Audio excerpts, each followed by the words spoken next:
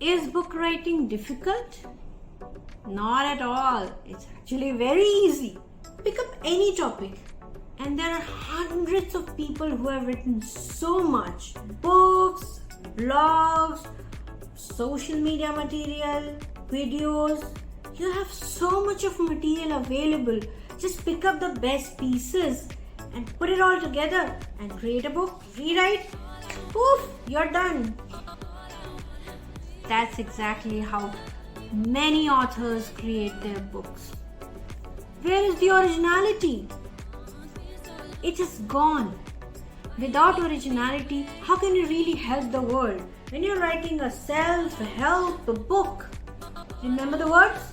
Self-help. Reader must be able to help himself or herself. Really, if you're just giving the rehash of what's already available, why do they need your book? Just like you have read all those materials on different websites or books, they can also do the same thing. Why do you think they're lesser intelligent and they won't be able to do net surfing? Everybody can do it today. At least people who are good readers. If people like to read books, they don't just read your book. They keep reading. They are consistent readers. Otherwise, they won't even buy your book. If they're buying a book, they're investing money into their learning. That means they're regular readers. They have read those books already. And when a person looks for a self-help book, always remember, they would look for a topic only after they have already researched that topic in different ways, and because they are not able to find the real information in those free blog articles, which is why they have come to your book. If you're just giving that rehash of those articles, what value add you're doing? You're actually giving them nothing new. And if you think that they are still going to read your book, you're simply assuming that your readers are stupid. Well, they're not. Readers are actually very intelligent. You see this book, designed for how people learn. Before I bought this book, I had done a lot of research on learning. Lot of articles I read. While buying this book, I read a lot of reviews, even recommendation articles. There were a lot of articles that recommended learning and development professionals to buy this particular book. But just by reading one of those recommendations, I did not buy this book. I first researched the topic. I read all the multiple recommendations. I read the reviews. I read the description of the book. I also saw the sample of the book to see what was inside, and I read a couple of pages from that sample. I loved that, and that's when I bought this book. One big drawback of just creating a shorthand kind of book where you use shortcuts to just combine all the information is that if the reader comes to know that this book doesn't offer something new, that's going to be very bad for your reputation. Not just you will lose readers for your current book, but even if you want to come up with a book in future where you might actually work and produce something really nice, something really original, the readers won't trust you at all because they have already seen one of your books that added no value to them.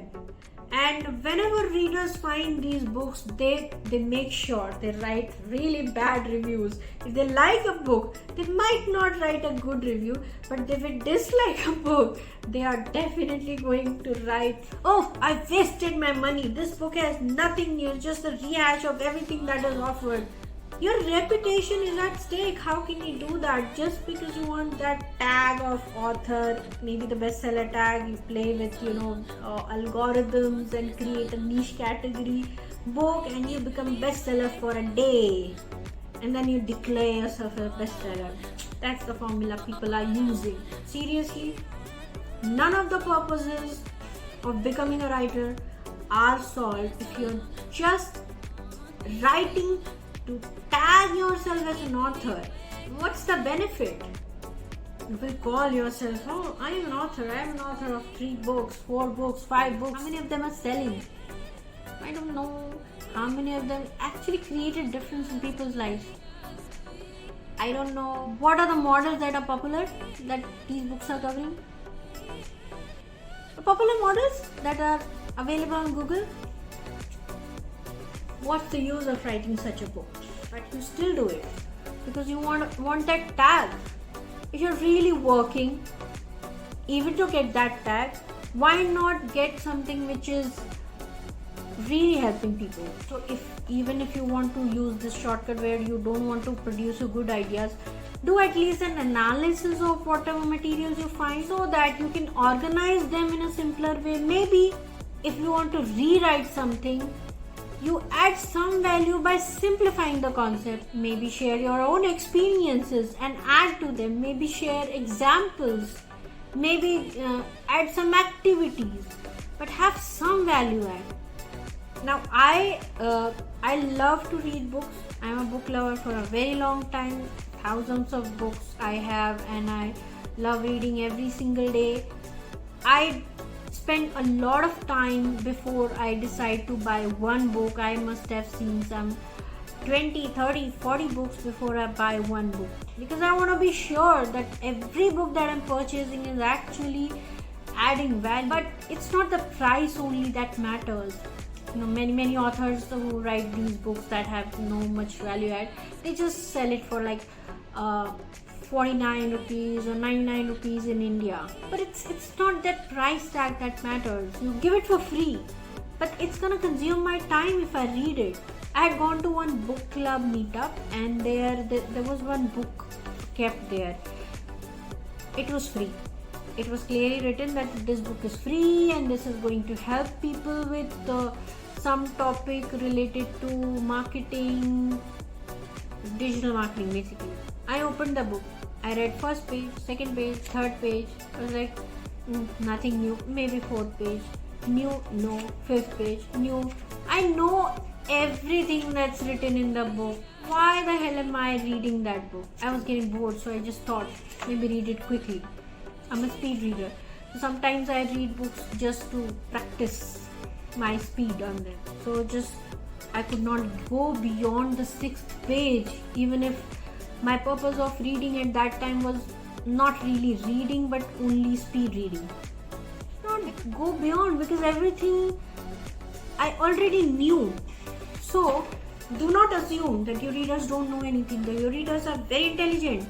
They may already know all the basics before they pick up your book, because before they pick up a self-help book, they have already picked the material from different other sources. Maybe they would have read a proper academic book on your topic. After that, because academic book was very difficult to understand, they wanted to simplify things for themselves. That is why they came to your book. And here what they find? Just the rephrase of that academic book. Your book is a value add. Otherwise, it's of no use to your readers. If you really want genuine readers to respect you, to respect what you write, to respect your reputation, to respect what you stand for, give you income in the form of service consumption or any other way, you have to write a book that actually adds value.